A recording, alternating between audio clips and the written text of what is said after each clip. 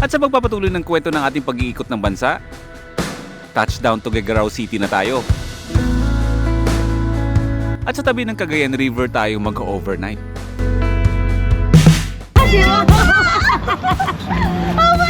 At syempre dahil Philippine Loop ang ginagawa natin ay hindi tayo puro camping. Meron tayong mga food trip na gagawin. Dahil kakain tayo ng pansit batil-batong kung saan talaga ito nag-originate. Kung ano yung lasa ng totoong batil-batong. Maraming mga kaganapan ang mangyayari sa episode natin ngayon, kaya mag-enjoy lang kayo dyan. I-taste test daw natin yung chicken niya. Eh syempre dahil kaibigan na natin siya, masarap to. Hey!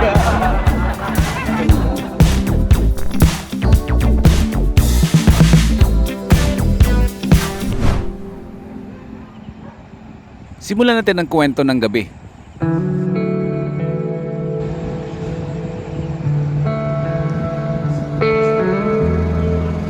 Kailangan natin makapagpahinga ng maayos dahil bukas ay aandar na naman tayo. Tulog ka na. At patay di gising. Grabe talaga yung panahon. Bro, nag-edit ka pa? Matutulog na kami. 17 degrees. Mga first timers, ang klima dito sa Isabela. At ngayon ko lang na-experience ang Isabela na malamig kasi the whole time napunta kami ng Isabela, mainit, nakakatuwa. At alam niyo ba kung bakit malamig pala dito? Yung bundok pala dyan sa unahan na natatanong natin is Sierra Madre na pala. Hayaan nating bukas ang likuran natin.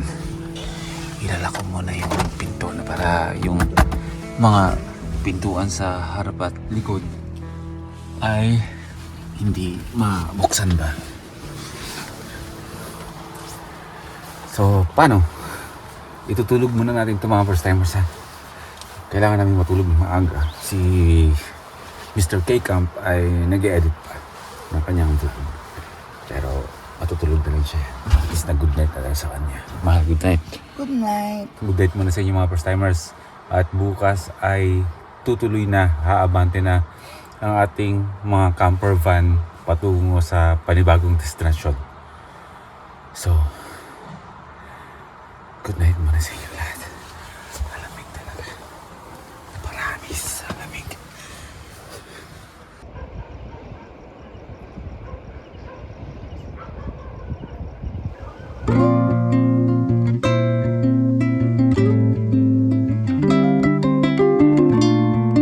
Paalam Abuan River Adventure and Eco Park.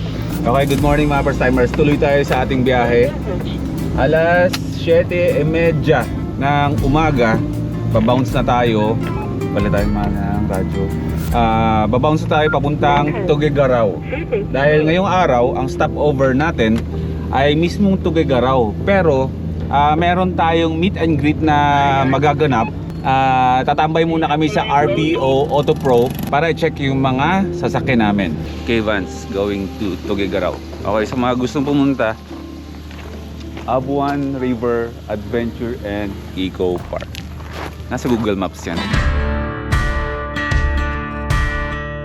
Ang sapat na tulog at pahinga ang magbibigay sa atin ng enerhiya ngayong araw. Tulak na tayo. Looban ang daan natin. Meron tayong 2 oras mga first timers na babayihin. Bali parang nasa 86 kilometers lang. Yung dinaanan natin ngayon is ito yung isang way para mapunta sa Tuguegarao City. Mas maikli at mas payapang biyahe kapag dito tayo dumaan kasi nga more on kabundukan tayo dito at mga maisan farm ba kumbaga. Compare dun sa kabila na matatraffic tayo. Kumusta ang tulog, mahal? Ang lamig. Malamig, di ba? Doble-doble nga yung suot ko. Long sleeve tapos jacket. Sinuwerte lang tayo mga first timers kasi nga 2 gabi daw simula na pagdating natin ay pumasok daw yung amihan dito kaya malamig daw talaga ang Isabela kapag gabi. Malalaman natin mamaya sa Tuguegarao. Ay! Okay, stop over muna tayo. Bro, breakfast muna tayo. Breakfast tayo guys. Anong pangalan nung kainan natin? Ang taas eh. Ito, nasa bubong eh. Nara's Place. Nara's Place. Ito ba? Nara Eatery. Breakfast muna tayo. Sinalba kami ni Nara kasi muntik na kaming mag-Jollibee ba? Taga-Sangay, sir. Taga Zambales po, tsaka Nueva Vizcaya. Okay, kay Sam. Ito sa'yo? Yep.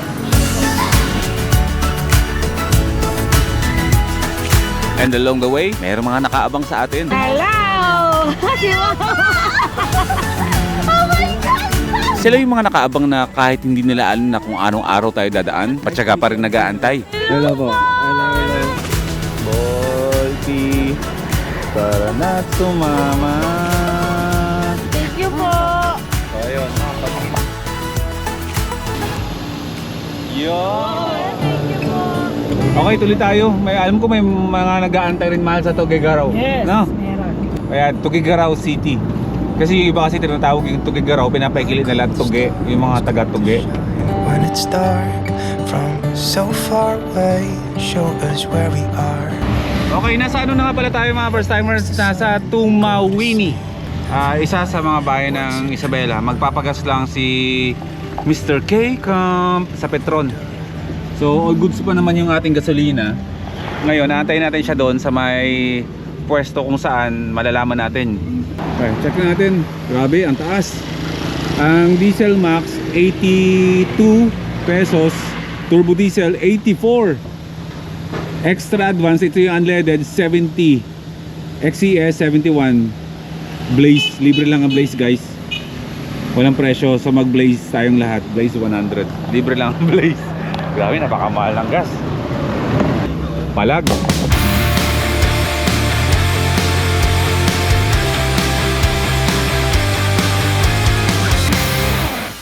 Okay, let's go. Hindi lang mga first timers ang ano yung mga nabibentahan namin ng mga merch namin pang support na aming Philippine Loop. Hindi lang yan available sa pag-iikot namin. Meron din yang available sa Shopee and TikTok. Nasa description ng video natin mga first timers yung link nung ating Shopee. And then pagdating sa TikTok, i-search nyo lang yung Arvo, ARVO, or yung Boy P Outdoor Merch. Lalabas na yon, makikita nyo doon. Pwede din kayo mag-order doon. Plus yung dala-dala namin on hand. Ito yung binibenta namin sa mga nag-aabang ba sa amin habang nag-iikot. Pero pagdating namin ng Visayas, Mindanao, magdadala kami ng madami. Okay? Tuloy tayo.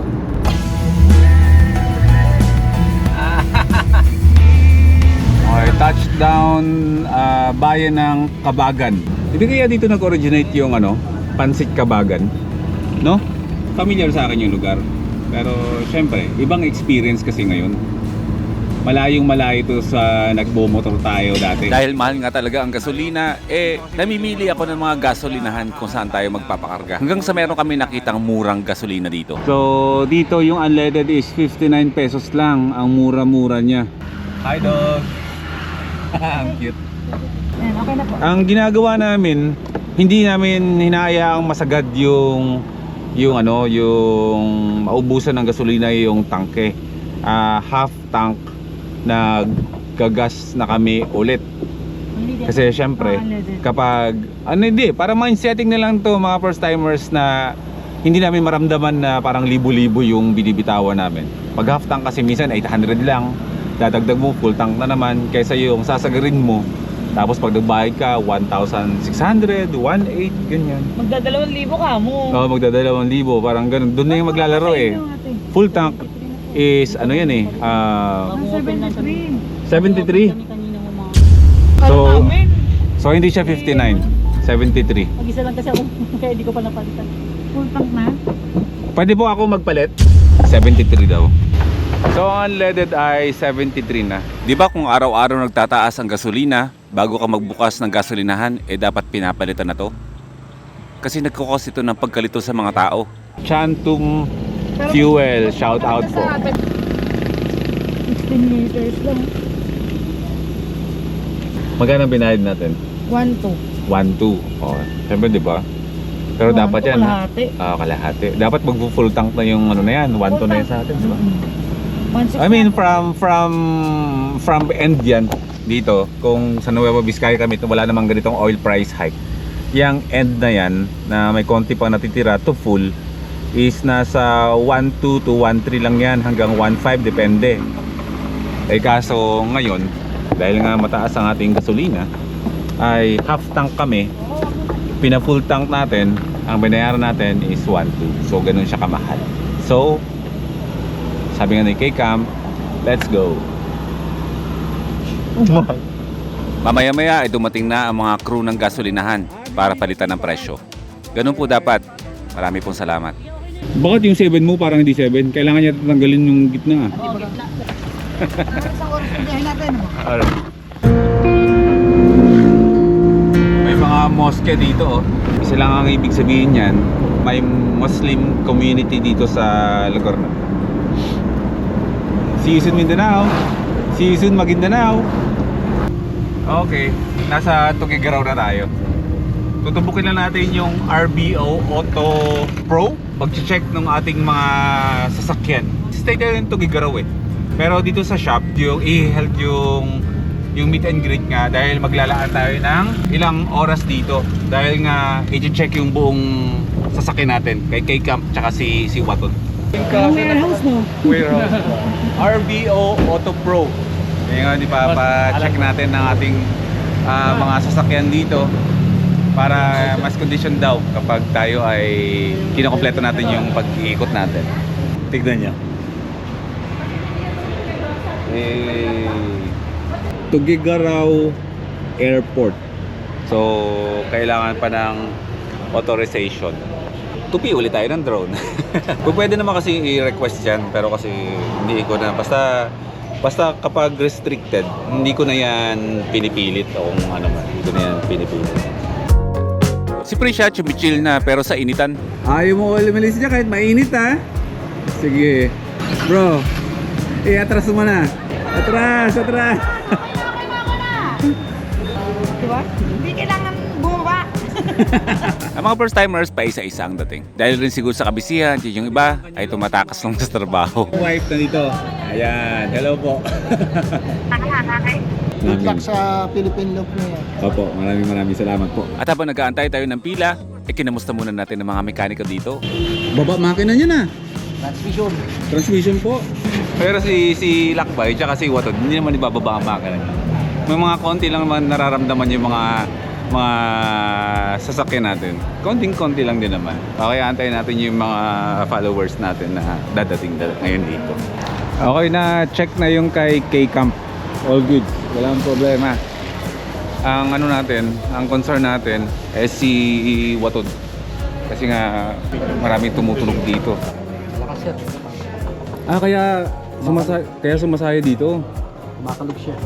Yung belt kailangang higpitan lang konti kasi nga every time na unang apak ko pag umarangkada tumutunog. At dito ko rin nasilip yung pang-ilalim ni Watod for the first time. Akala ko durug-durug na yung ilalim nito pero okay na okay pa rin pala. So yun, kami na nag-acquire At habang ginagawa si Watod ay niyaya tayo ng ating kaibigan na si Bro Chris, may-ari ng RBO Auto Pro.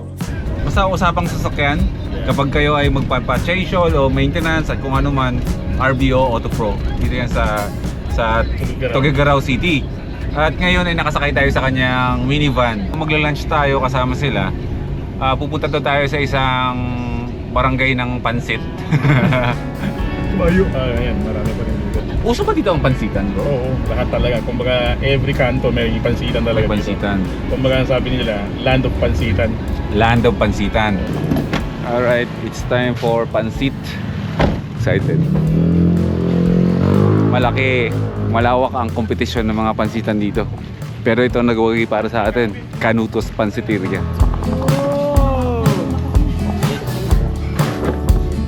Nasaan yung pansit? Nasa ilalim. Ako, hindi ko first time na kumain ng batil patong. Ito, batil patong. Ibubuhos yan. Kasi nga, dun sa Solano, merong mga nagtitinda ng ganito. Posibleng maipagkumpara ko kung ano yung lasa ng totoong batil patong. Malayo sa natikman ko.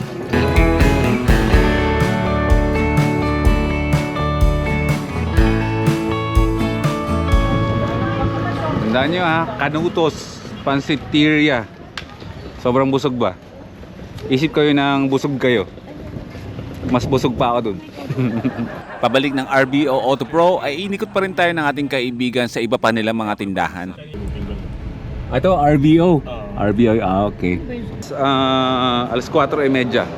Medyo matagal tayo dito kasi nga si Watod ay may mga inayos sa kanya. Sa ngayon ay ina-align si Watod ngayon yung kanyang mga gulong. Si Kuya ay uwi pa siya yan ng Tabuk. Malayo pa. Ako yung pinakahuling ano niya, inaayos ba? Tsaka kay Kuya Alan na nag-provide ng papalitan. Ano ba yung pinalitan kay Watod sa ilalim? Rack end. Rack end, ayun. Okay na yung rack end natin. So hindi tayo aabot sa time sa part ng buhay na mag-end na. Kasi nga mamaya ibababa na natin yan si Watod. Diba bro? Peace pump naman yan. Maraming salamat sa pagpunta bro. No problem. 0-0. Maraming salamat po sa pagpunta dito sa amin sa Tugigaraw. Sa pong karangalan. Ilang oras ko dito, taga-tugay ka nga. Yung pagkain ko ng batil patong is Tugigaraw Wenyo style. Yun na yung parang na-ordain na tayo as Tugigareño. Kumain na tayo ng legit na Batil patong. Batil patong. Ay, balik rin natin yung resibo. Mal! Come here! Let's go! Mura lang yan. Kuya, maraming salamat po Ingat ka sa biyahe. Sa wakas, all good na si Watod. Ngayon, bante na tayo para maghanap na matutuluyan natin. Siguro tuwa si Watod ngayon. Wala na yung sakit niya. Maraming salamat Bro Chris ng RBO Auto Pro. Kung kayo ay taga Tugigaraw o malapit sa Tugigaraw, diyan kayo magpunta. Diyan kayo magpagawa ng mga sasakyan nyo, PMS, lahat. Ayan, 5:28 na ng hapon mga first timers.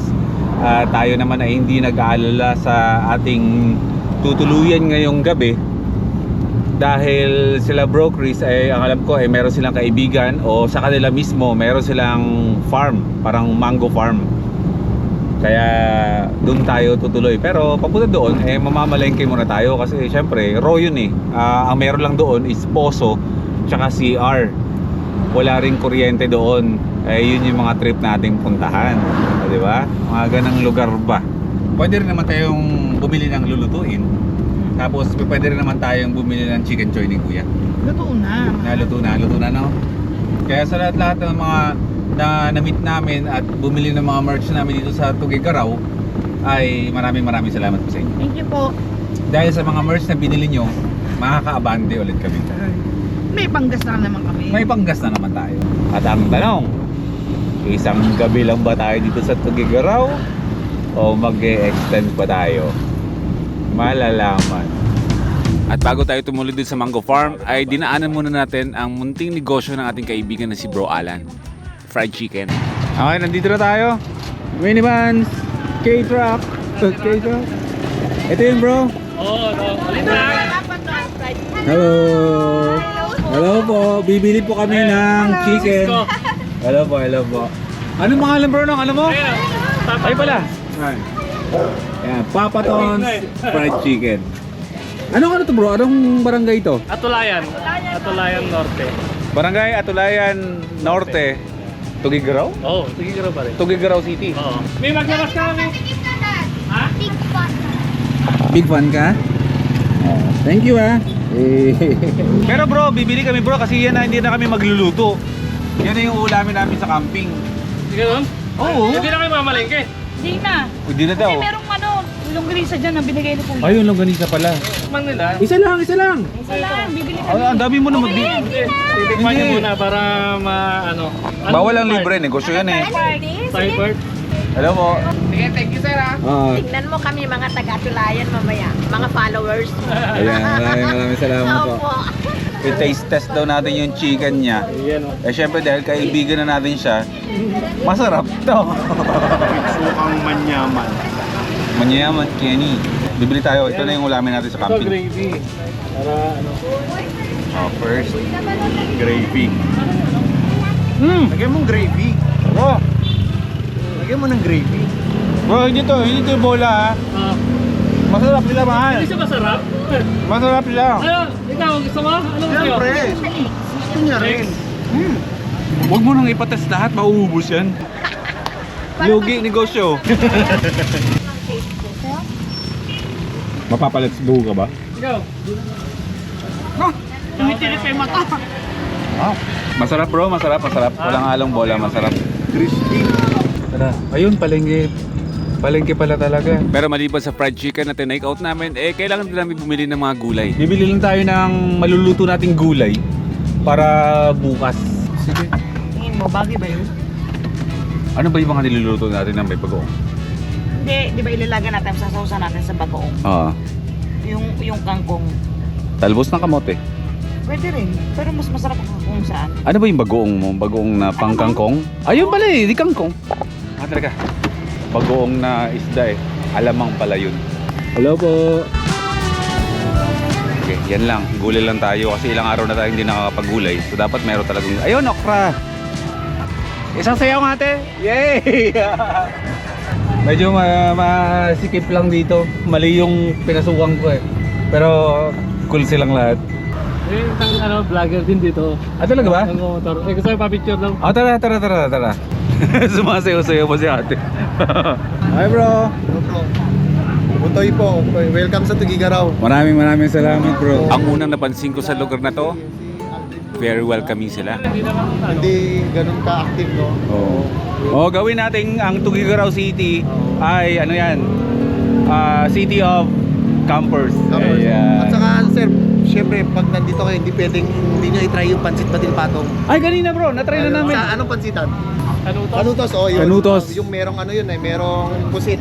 Oo, may pusit, Yun, solid, no? solid yun. pa? Oo, sarap. Mababa, oh my God pa. Oh my God. Hindi mo talaga mararamdaman yung kultura ng isang lugar kapag nag-stay ka Yung hindi yung nagpapastro ka lang na masabi mo na napunta ka sa ganito, sa Tugigaraw. Iba pa rin yung merong interaction na nangyayari sa mga taga dito. Kahit sa ang lugar man tayo mapunta, iba pa rin talaga yung may banding na ganito. Kasi maliban sa ma-appreciate mo yung lugar, dagdag na rin dun yung nakikilala mo ba. For example, nakikilala natin kung ano yung kultura, kung paano mag-welcome o paano mo natin kausap o kasama ang mga taga Tugigaraw, mas na-appreciate natin yung lugar. Mas nagiging doble kasi hindi lang sa mga magagandang lugar, kundi kung ano yung katangian ng mga taga Tugigaraw. Unang-una, very welcoming sila. Pangalawa, friendly, accommodating. Andito na tayo, Mango Farm. Okay bro. Maganda tong spot natin bro. Malamig to mamaya. Sigurado. Solid to Oo. Hey, Hey, may CR. Nakasetup na kami agad at sabay dating ng mga bago pa nating mga ibang kaibigan. Kalmadong ibinababa ang mga gamit para mag-setup at para makapagluto na rin kami ng hapunan. ano, magka-camping ka na din? Na-experience niya yung tulugan ng kuya, K-camp niya Ma-i-influensya kayo bro. Alam mo ba na paborito ni For the experience, ay hihigaan ko ang tulugan ni Mr. K-camp. Dito na nga pala tayo sa sa farm ng may-ari ng auto shop kanina. Pinagstayan natin ng matagal sa syudad ng Tugigaraw. Bro K-camp, pa-experience na ako ng higaan mo. Hindi ko kasi alam kung kakayanin ako ng hotbed ba. Payat ako? Tsaka black dog to matibay no? Ay, ang sarap nga. Ay, makakapagpahinga ka dito bro, na maayos bro mamaya. Tawag! Joshua? Gusto mo mag-camping? Close na kayo ni Tito K-camp? Ikaw bro, anong name mo bro? Sila yung isa sa mga family dito na yun, sumusubaybay sa atin palagi. Ngayon kasama na natin sila. Hey ka muna. Hey! Isabela malamig. Sorry. Tugigaraw na balta. Sorry. Cooking session with Jennifer Olazo. Kung nga pala mahal, i-promote natin yung bagoong mo. Andoon. Kukunin ko lang. Maliban kasi sa mga merch natin, may sarili siyang produkto eh. Ito ay nag-exist naman na talaga. Pero nung first timers camp lang niya binibenta ba? Ito ay pasimula pa lang ng kanyang gustong pagkabisihan at pagkalibangan. Tinan niyo. Ayan, ang kamukhang... Ako yan. Oh, wait lang, dyan ka lang ha. Oh, ayan, kamukha niya oh. Oh, di ba? Oh, di ba? Nung first timers camp 3 pa yan, nagsimula. So, sold out yan. Mababenta yan, hindi na masyado naming kino-commercialize sa inyo. Pero, ang goal niya dyan is mapalaki niya yung business niya na yan. Free siyang dragong bagoong. At yan ang ipapartner namin dito. Yan ang kapartner niyan. Gulay-gulay namin ngayon sa Puno. Ito si Keika po. Keika Budolero! Influencero! Kaya magkakaroon siya ng tropa dito na mga naka K-truck na. Alam ko kung anong nararamdaman ni K-Cam sa mga oras na to. Na-overwhelm to kasi ang daming dumadating ng mga bagong kaibigan. Pero simula pa lang to bro K-Cam. Marami kang magiging kaibigan sa buong bansa. Dadating yung panahon na kahit saan ka magpunta, merong magwe-welcome at sasalubong sa'yo.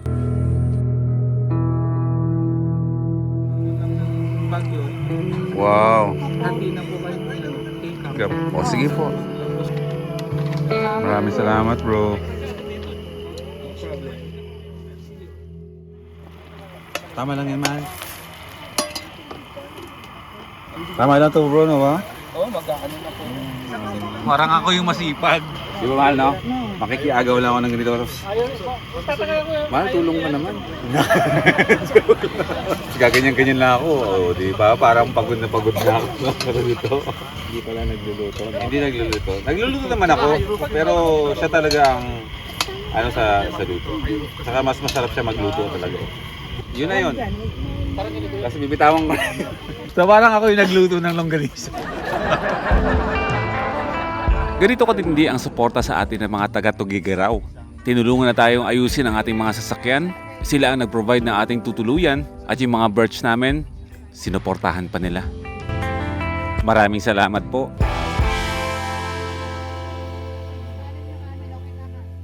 Okay, tahimik na ang aming kapaligiran kasi nagsiuwian na sila. So bukas ay magkakasama din naman kami kasi yung maaga ay meron tayong gagawing activity. Meron tayong pupuntahan na lake. Kasama sila pero hindi namin dadalhin yung mga sasakyan namin. Po-provide sila nung sasakyan tapos sabay-sabay kaming pupunta dun. Yung ating kaibigan na si AJ Travel Adventure. Nasa Tugigaraw din at sa mapa nag-sharing kasi kami ng location. Napakalapit nila sa amin. Si Bro K-Cam. Kailangan niya bumawi ng tulog kasi ilang gabi na yung kulang sa tulog ba. Mag-edit ka ba ngayon? Edit konti. Ako bukas na. Nakaka-excite magpahinga. Malamig pa rin. Anong lugar natin? Peña Flor? Peña Blanca ang ating lugar. So paano? Magugutit muna kami mga first timers ha. Magpapahinga na muna kaming tatlo. Ituloy natin yung kwento natin bukas. Sabay-sabay nating enjoyin kung anong meron dito sa Tugigaraw City. Okay? Good night. Next episode, pupuntahan natin ang Basaw Lake. Off-roading! Let's go! Lake na off-road ang dadaanan. Nasa gitna pa ng mga matataas na mga kabundukan. Dala! Tumawa ako dito. Masakit